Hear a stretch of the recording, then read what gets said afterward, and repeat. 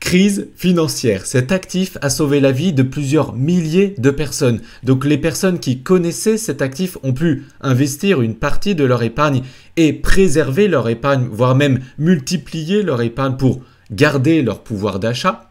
Et les personnes qui n'étaient pas au courant de cet actif n'ont forcément pas investi et du coup se sont fait ruiner. Parce que dans plusieurs pays dans le monde, il y a eu une inflation incroyable à cause de certaines crises qui fait que leur épargne ont perdu de la valeur et le coût de la vie a augmenté. Du coup, ils ne pouvaient plus rien acheter avec leur épargne. Donc, on peut appliquer ce qui s'est passé dans leur pays pour notre pays parce que même le monde en ce moment vit une crise et il est possible qu'en France et dans les pays aussi qui vivent cette crise, eh bien, il y ait une crise économique, ce qui est déjà le cas, qui va sur une crise boursière, voire une crise monétaire qui fait que nous aussi, nous pouvons à l'avenir vivre une grande inflation.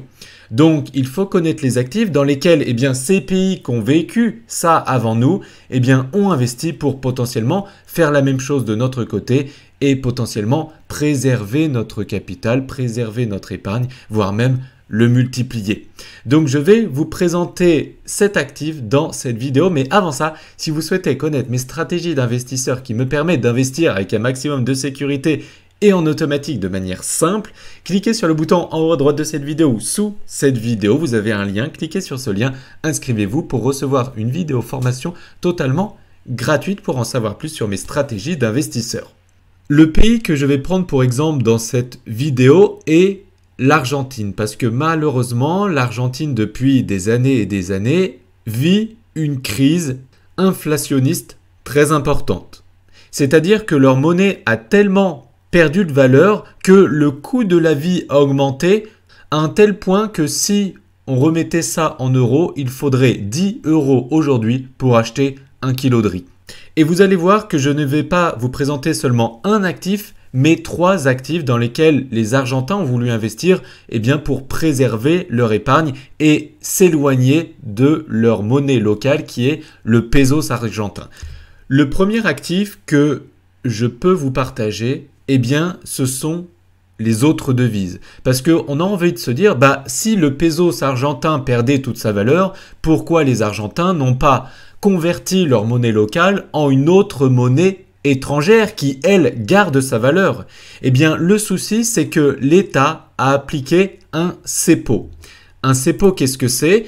Eh bien, c'est un contrôle étatique, une obligation que émet l'État à ses habitants. Ils ont limité l'achat de devises étrangères dans le but que ces habitants continuent à utiliser le pesos. Ils avaient épargné durant des années de l'argent mis de côté et durement gagné sur leur compte bancaire et ils étaient emprisonnés dans cette monnaie qui perdait chaque jour, chaque mois, chaque année de la valeur. Pour notre pays, eh bien, il pourrait être intéressant dès maintenant de diversifier vos euros en autres devises pour pallier à ces potentiels imprévus. C'est mon cas, j'ai différents comptes à l'étranger déclarés et j'ai diversifié mon capital dans différentes monnaies pour diversifier le risque. Ici, je vais vous comparer le pesos argentin à l'euro. À l'époque, en 2010, un pesos argentin valait 20 centimes d'euros. Donc à l'époque, si un Argentin convertissait ses pesos en euros, il en aurait 1000, donc il pourrait s'acheter un iPhone. Mais si ce même Argentin convertissait ces mêmes pesos argentins et cette même quantité, non pas en 2010 mais aujourd'hui, il aurait plus que 50 €. Donc il ne pourrait plus s'acheter un iPhone mais simplement la coque de l'iPhone, mais sans l'iPhone dedans malheureusement. Ensuite, comme ils ne pouvaient pas réellement transformer comme ils voulaient leurs pesos en devises étrangères, eh bien, ils se sont retournés vers l'investissement dans un marché qui est à ce jour peu régulé dans leur pays, c'est-à-dire la crypto-monnaie. Comme vous pouvez le voir, en Argentine, qu'est-ce qui se passe? Eh bien, le volume d'achat et de vente de Bitcoin a explosé. Vous voyez qu'en 2017, il y avait encore un petit volume, mais qu'en 2020, le volume a vraiment explosé jusqu'à un pic de 100 millions de dollars de volume de transactions en Bitcoin. Donc ici, vous pouvez voir le cours du Bitcoin en dollars. Vous pouvez voir qu'en 2018, il a fait un pic à 19 000 $, il a chuté à 3 000 et aujourd'hui, il est à 12 000.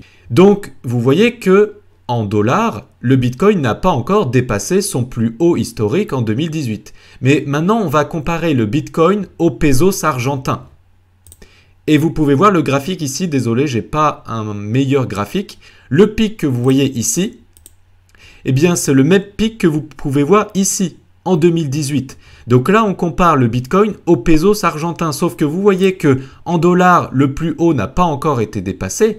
Par contre, en pesos argentins, le plus haut a été multiplié par près de x3 par rapport à 2018. Donc vous pouvez voir sur le graphique le cours du Bitcoin ici, comparé au dollar, et le cours du Bitcoin comparé au pesos argentin ici en vert pour que vous puissiez comparer la différence.